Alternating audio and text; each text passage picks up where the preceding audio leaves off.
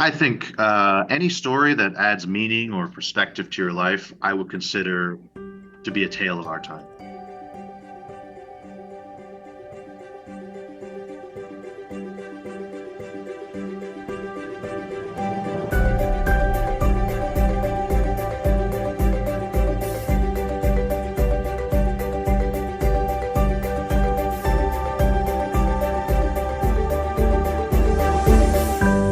Hello, everyone, and welcome to Tales of Our Times. This is a show where we discuss the stories that move us, what makes them so meaningful, and why others could or should find meaning in them as well. This is not a spoiler-free show, so bear that in mind as you continue to listen. We tackle books, movies, comics, and more. Where there's a story, there's a reason to read or watch in today's story. I'm your host, Amanda Stevens, and joining me today is my guest, Rich Mathias. How are you, Rich? How you doing, Amanda? Oh, I'm great. How are you? I'm doing well, actually. I've had my coffee. I'm feeling up and about. We just were talking about Japanese animation, so I'm very, very excited about our conversation today. Is there anything you would like to say to introduce yourself? Oh, that you and I are good friends. We've known each other for a little while. We both live in Taiwan, and in regards to storytelling, I've just always been drawn to storytelling of any kind, really. That's why I've always been an avid book reader, love TV and film, and probably a main reason that I'm attracted to story-driven video games. Pretty much anywhere I can immerse myself in some kind of story, I'll be there. Yeah. I agree with you on a lot of those points. So it's one of my favorite things. And so what story have you brought for us today? This is a live action movie, but it's based on a manga called Umimachi Diary. Umimachi is Japanese. It translates to seaside town, coastal town. It's a Japanese manga that was written by someone named Akimi Yoshida, and it's won a slew of awards for animation in Japan. So they turned it into a movie in 2015, and that movie in 2015 won the Japanese Academy for Best Picture and Director. That's like Japan's Academy Awards or Oscars. So it's their Best Picture winner of 8 years ago. Yeah. Well, I was really excited when you mentioned it last night because I've been in the comic scene for quite some time now. And I remember hearing about this a while, I think maybe around when it finished or around 2015. So when you mentioned it, I was very excited because I was like, wait a minute, I've seen that. So I'm very stoked to hear the movie summary. I think these kind of stories translate better than a lot of the kind of action-driven stories into a film. I think a lot of that has to do with the unusual genre. And I guess I say it's unusual because I don't think we have a lot of it in Western storytelling. The slice of life. Yeah. I don't want to confuse, which we talked about before. I think sometimes when we hear a phrase "slice of life," some people would refer to kind of the normal person thrown into a different time period or place and trying to make do. Those kinds of animes and mangas are incredibly popular in Japan. This is literally just a moment of time in the lives of these three sisters as they adapt to a changing circumstance in their life that brings a fourth person in. And that's it. There's no explosive melodrama or anything. It's just life in a seaside village, which may not appeal to some, but to me, it just seems like a very peaceful, meditative way to spend your time. So. But, I think hopefully this will get some people to consider, if you haven't considered the genre. I think there's something very meditative about it that I really enjoy when I read 100%. slice of life things. And I think it can also give you a lot of new perspectives, mostly because there isn't this huge melodrama, right? So you can see people just processing things in a very normal and empathizable way that I think sometimes lacks in the very action drama-driven kind of movies or comics in the West. So, okay, I don't want to beat around the bush anymore. Rich, do you think you could give us a summary for those of us who haven't seen or read it? I'll do my best. It's a story that revolves basically around three sisters. The three sisters are named Sachi, Yoshino, and Chika, and they live together in their kind of grandmother's house in a place near Tokyo called Kamakura. Kamakura is an actual place. These days, I think there's probably more than 100,000 people living in Kamakura. It's a well-known place, but I Yeah. think the time of the story, it's depicted as a much more idyllic, smaller community of people, far smaller than what it might be today. Hmm. Just a beautiful seaside town near Tokyo. Mm. But these sisters, their lives kind of take a really sudden turn when they find out their estranged father has passed away. They were Ooh. abandoned by this father 15 years ago. That father had an affair with another woman and then left, which is, of course, has left Yeah. rifts in some of their hearts that are unmended, which come and kind of express themselves in different ways throughout the story. Yeah. That would be But really hard to overcome. absolutely. But it's at this funeral that they attend where they meet Hmm. the titular character of our little sister, Suzu. She is their half sister. She's a shy Ooh. teenager, and she's the daughter of the woman whom the father left the three sisters for. Oh my So, God. well, right away, it kind of subverts what your expectations might be. I feel like a lot of these stories would Hmm. traditionally have these girls, these sisters being a little bit spiteful. Every time they see this girl, they're reminded of their father's transgression. Hmm. But it's actually the opposite. They see the girl right away, they take to her, and right Yes. away they say, "Hey, we have a home. We all work, so we can take care of you. Do you want to come live with us?" Oh my God. There is no animosity. It's an immediate, can we add a fourth sister to the family? Which I just thought was just really just a wonderful touch. I don't want Hmm. the drama to come from conflict within the sisters. And as you watch the movie, you realize all the sisters, for all their little fights and bickering, if you have any siblings, you're gonna bicker. Yeah. But when push comes to shove, they are always on the same side. Yeah. You And so cannot there's see no it, blowouts. but like I fist Yeah. bumped like in the air. I was like celebrating when you're like they just like welcome her in, because you're right. Hmm. It's a very I don't want to say like it's impossible to understand, because it's not that, but I think there's a lot of complexity to a lot of sibling relationships, and so it's really 100%. nice to see, to like hear the like, okay, that was our dad's mistake, but like we can take care of you. Come back, like you're our family. Come here. So what?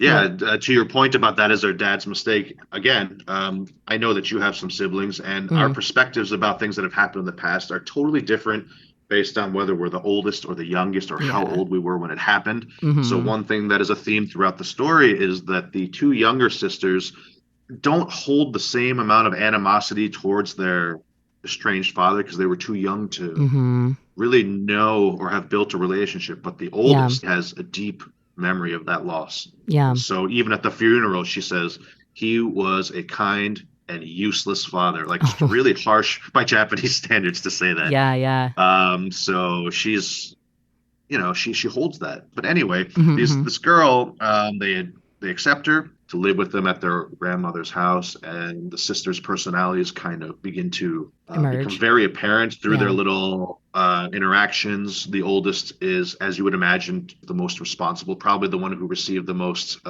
responsibility and strictness from their parents. Mm-hmm. Mm-hmm. The second one is known for she likes to drink, and she's in a slew of bad relationships with guys that are clearly beneath her station. But Mm-hmm. you know, small town, maybe you just kind of you don't Yeah. get to pick and choose. And then the youngest is kind of like a silly, youthful, exuberant girl. She works at a sports shop, Oh, that's and nice. all the personalities are very clear. Of course, the family members are skeptical. They're like, you don't know how to care for a child. They're not parents, but the oldest who decided to take them in, she raised her two sisters. And we find out later her mother abandoned her when she was a teenager. So she was left to raise her two Herself sisters with and no her parental sisters. figures. Yeah. So again, another one of those unhealed wounds situation, particularly Mm-hmm. with the oldest. Mm-hmm. And then from there, the story is events. They just flow so seamless into each Yeah. other. It's almost like one tapestry, I would call Yeah. it. And the events are, we meet the characters' boyfriends. We learn a Mm-hmm. little bit about the failed relationships of the second sister, Yoshino. We Mm-hmm. learn about the local doctor that the oldest sister is seeing, even though that doctor is married. She's kind of reenacting Um, patterns from where she was hurt. Yes, that's right. And I think it's much more complicated than that. Yeah. Meanwhile, while we learn about the sisters, the Suzu, the The younger new sister, girl. she acclimates to the town. She joins the soccer team, befriends a young boy on the team. There are hints of puppy love. They connect, but maybe they don't understand what love is in the way that adults do, right? But they have Mm-hmm. some kind of feeling for each other, and I think it's done really quite beautifully. Yeah. And, Oh. and then there's other side characters that are really important, like the local cafe owner who everybody knows. She, as we find out later, starts to suffer from cancer and decides she must take what's called a terminal ward bed, which is a Mm. new part of the hospital that they created a terminal ward to care for dying residents. And the oldest sister, Sachi, is a nurse that works there, and she's been asked to work in the terminal ward. So there's an intersection there. Mm-hmm. A real sharp theme in the story, despite this movie's exuberance and kind of the story is filled with life at every turn. A major theme in the story is just death and Mm-hmm. impermanence. It comes up time and time again, and it's done in a very artful way. Yeah. Later on, the mother, the estranged mother who left them when they were teenagers, comes to sell the house. And again, we have a subversion of what we might expect. There is a big fight, not a big fight. It's just kind of an argument between the oldest and the mother. And we Mm-hmm. kind of learn that the mother has different reasons for wanting to sell. The house just reminds her of her husband's transgression, and she has a Right. real negative attachment to it. So again, this movie, another theme of it is perspective is so important, Well, she was also and hurt. it's Like she was also kind of a victim by someone's carelessness or thoughtlessness. e- exactly. So It doesn't excuse obviously leaving the abandoning her children. kids, but But but yeah. it also gives us some empathy. Like we get why she did it, and so they Yeah. have the beginnings of a repaired relationship before the mother leaves, and it's quite beautiful. All right. And then the story ends with the cafe owner, who was kind of like a glue of the community. She passes away, Ooh. and then it ends with the memorial service of that woman and how wonderful a person she was in all their lives. Mm-hmm. And the characters walk towards the seaside, discussing what do you think you'll see. You know, the idea of your life flashes before your eyes before you die. They kind of discuss, hey, what do you think you're going to see when you die? And as they have that discussion, the credits kind of fade in, and then that's the end of the Oh, movie. that's so poetic. Like Yeah, to it's really beautiful. like start with the funeral of the father and end with the funeral of somebody who, even if Mhm. tangentially, like really did raise them.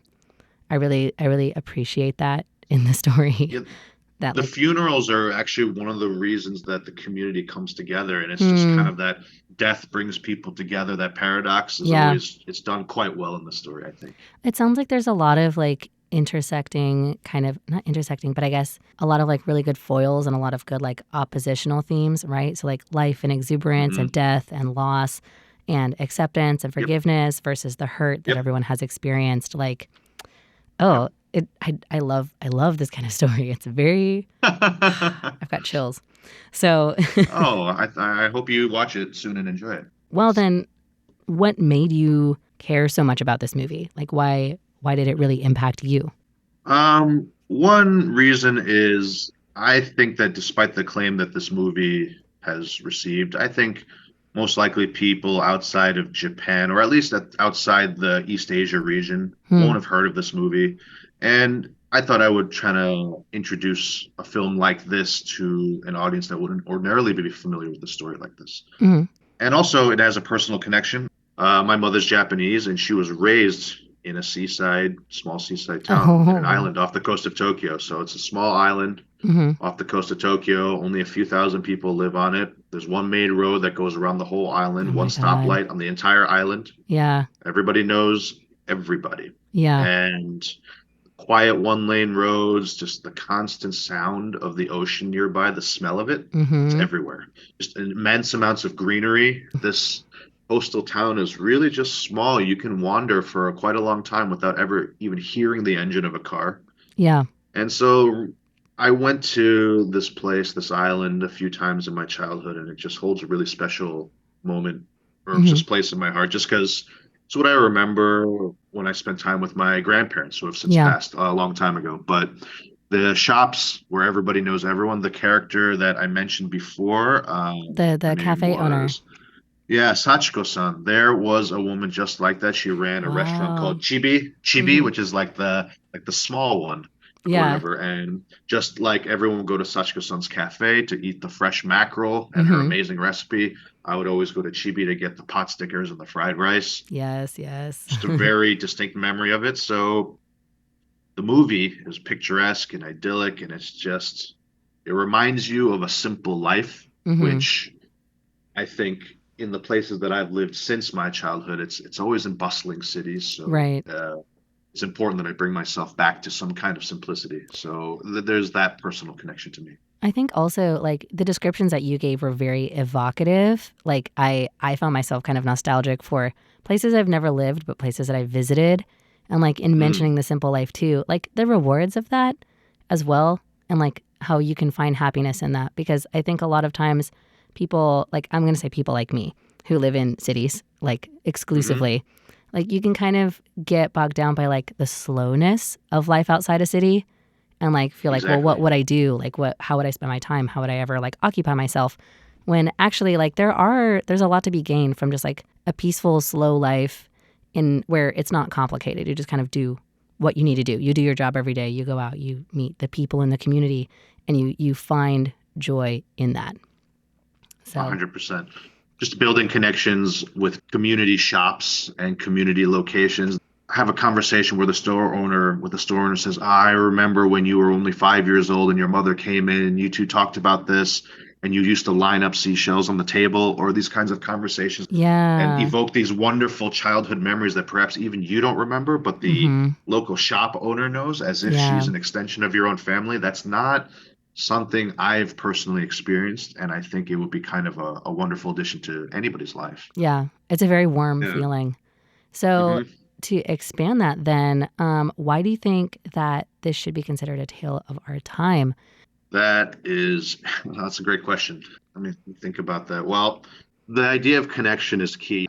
I'm Sure. trying to figure out a way to say it in a way where I don't sound like a boomer, but it's just going to happen. But I just think the way we carry the world in our pockets with phones, with hmm the way we're always on screens talking to each other, where even when we sit at a restaurant and we're still checking, we're not present. The Yeah. movie is incredibly present. All the characters, despite it being a modern movie, Hmm. there's an occasional use of cell phone here and there, but all the characters are fully engaged in the thing that they're doing at that time. Yeah. There is not a single screen to be seen in this entire film. And I think that's just a really good lesson for us in today. Yeah. Um, I have like kind of it makes me think of, it's a good contrast to, like I said, a lot of the films that are considered, popular or acclaimed today. And I like action films. You ask anybody, I Right. love action films and I love propulsive movies. I mean, I consume them like crazy, but I think the popularity of those films has, as a side effect, pushed aside opportunities for more reflective and meditative films. hmm And this is an example of a film that I think people should watch. There are no for propulsive action. There's no superheroes. There's no fights. Yeah. There's no melodrama. There's no clear plot points. There's no falls from grace. It's just a beautiful stitching of small events in a life that we could relate to, whether it's this year, 1950, 2050, just common themes of familial love and forgiveness hmm and impermanence, just the Yeah. characters that come and go in the lives. And I think that it escapes from the trappings of this is such a 2015 film or this is such a movie of its era, which is sometimes what some films are ascribed to. Right. They kind of get This film like is not that. Yeah, dated. it's quite universal. You can watch it at any time. hmm Kind of adds a Yeah. timelessness to it because of that. Because Yes, it's that's the these word exactly. relationships. So Mhm. we're out of time, but if you could give Umimachi Diaries a one phrase subtitle of your own, what would it be? I guess I would call it be present with family and friends. Umimachi Diaries. Be present with family and friends.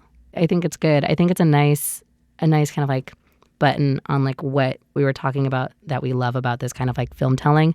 Taking Mhm. your time and really just like investing in the relationships around you and kind of Mhm. focusing on that. So I like that as like a bow. Yeah. Yeah, And I hope you get a chance to watch it. I do too. But unfortunately, we are out of time for today. So thank you so much for joining us, everyone, on Radio Taiwan International. This has been Tales of Our Time.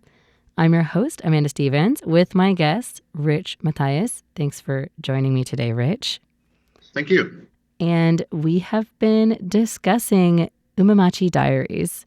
Be present with family and friends. A tale of our time. We'll see you next time.